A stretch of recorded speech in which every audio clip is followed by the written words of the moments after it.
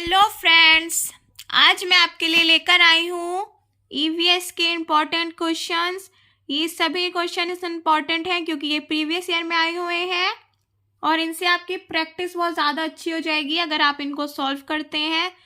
तो जल्दी जल्दी स्टार्ट करते हैं। हमारा फर्स्ट क्वेश्चन है, निम्नलिखित में से कौन से प्राथमिक स्तर पर पर्यावरण अध्ययन में आकलन के लिए उपकरण और तकनीकें हैं? तो परियोजना कार्य, क्षेत्र भ्रमण, जर्नल लिखना, विचार मानचित्रण। तो आपको बताना है इसमें से कौन कौन सा आंसर करेक्ट हो जाएगा। तो ऑप्शन सी यानी चारों ही आंसर हमारे करेक्ट हैं। नेक्स्ट है हमारा, मिजोरम में की जाने वाली झूम खेती के विषय में निम्नलिखित कथनों में इसका अध्ययन करना है और हमें बताना है कि कौन कौन सा कथन इस झूम खेती के बारे में बिल्कुल सही है। तो मेरा जो सबसे पहले नजर गई ना वो ऑप्शन थर्ड पे गई, बीज बोने से पहले भूमि की गहरी जुताई की जाती है, तो ये बिल्कुल गलत है। तो अब जिसमें 3 है वो तो बिल्कुल गलत हो गया। अब ये तो गलत हो गया, बची बी, सी और डी। अब इसमें से हमें देखना है, बताइए। तो हमारा ऑप्शन जो सही हो जाएगा झूम खेती के बारे में ऑप्शन बी, यानी 1, 2 और 4 ऑप्शन सही हैं। नेक्स्ट है हमारा, पर्यावरण अध्ययन के शिक्षण के रूप में उस प्रक्रिया आधारित कौशलों को बढ़ावा दिया जाना चाहिए जो पूछताछ आधारित प्रत्यक्ष अनुभवों के केंद्र बिंदु हैं। निम्नलिखित में से कौन सा एक ऐसा कौशल नहीं है? तो हमारा इसका करेक्ट आंसर हो जाएगा नंबर बी, निर्धारण। नेक्स्ट है हमारा, राधा विभिन्न प्रकार के यात्रा टिकटों का उपयोग करती है। ऐसा टिकटों के उपयोग से निम्नलिखित में से किस संकल्पना पर प्रभावपूर्ण ढंग से चर्चा की जा सकती है? ये ऑप्शन दिए गए हैं, ये हमारे चूज करना है। तो हमारा जो सही आंसर है वो है, देखिए ऑप्शन पे नजर मारिए, और हमारा सही आंसर हो जाएगा नंबर सी, 1 और 3, यानी 1 और 3 हमारा सही है।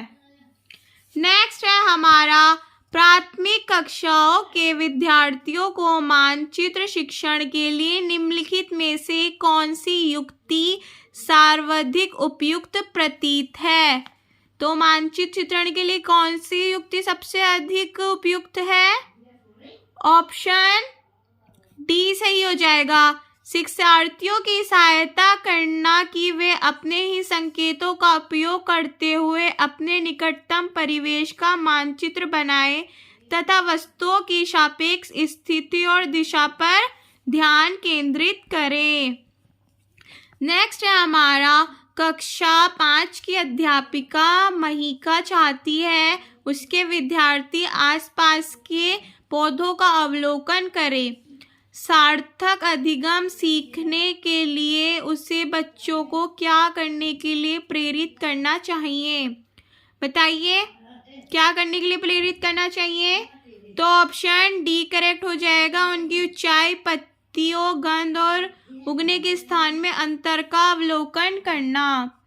प्राथमिक स्तर पर पर्यावरण अध्ययन के लिए निम्नलिखित में से कौन सा पहलू सबसे महत्वपूर्ण होना चाहिए? तो इसका ऑप्शन हमारा करेक्ट हो जाएगा नंबर डी, सीखने वालों को प्राकृतिक और सामाजिक सांस्कृतिक पर्यावरण से जोड़ना। नेक्स्ट है हमारा, प्राथमिक स्तर पर मानचित्रांकन सिखाने से शिक्षार्थियों में निम्नलिखित में से किस कौशल को बढ़ावा मिलता है?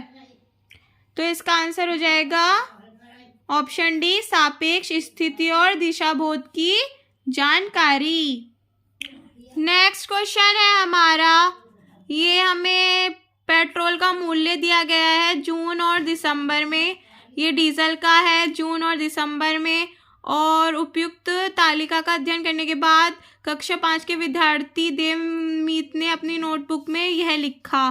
बताइए क्या लिखा, और आपको बताना है कि इसमें से कौन कौन से सही ऑप्शन है। तो इसका हमारा सही आंसर हो जाएगा, बताइए। इसका सही आंसर है ऑप्शन बी, 3 तथा 4 निष्कर्ष हैं।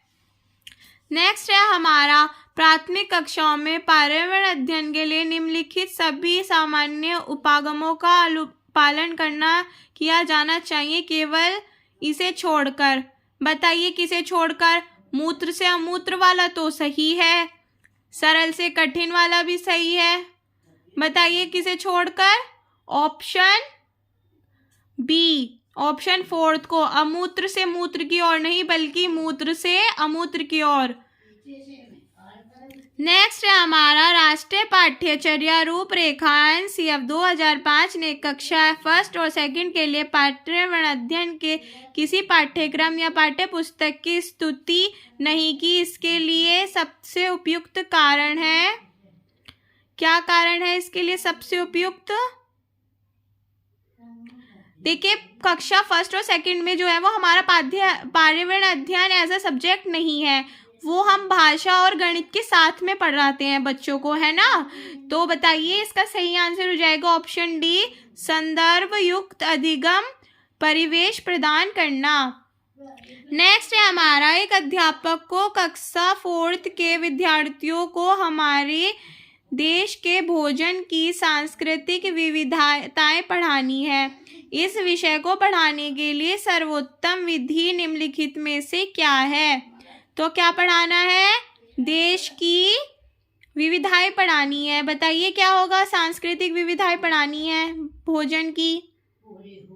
तो 2 ऑप्शन तो यहाँ दिए गए हैं। अच्छा चलो मैं आपको हिंट देती हूँ, इन दोनों में से ही एक करेक्ट है। बताइए कौन सा हो जाएगा? ऑप्शन बी हमारा यहाँ करेक्ट है।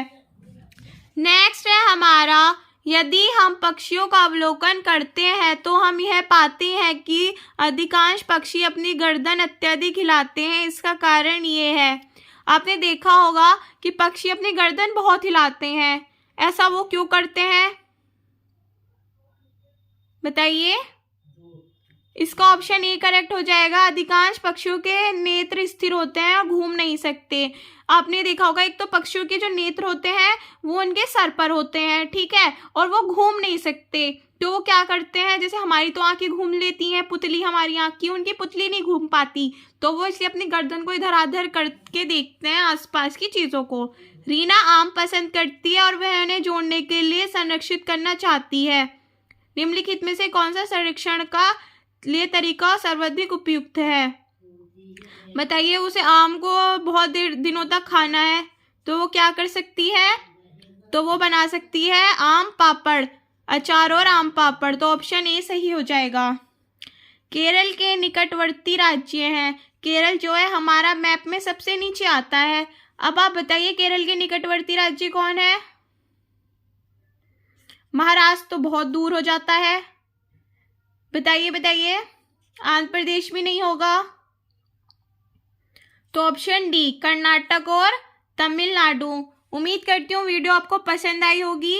अपनी प्रैक्टिस करते रहिए। All the very best. मिलते हैं अगली वीडियो में, तब के लिए thank you and bye bye.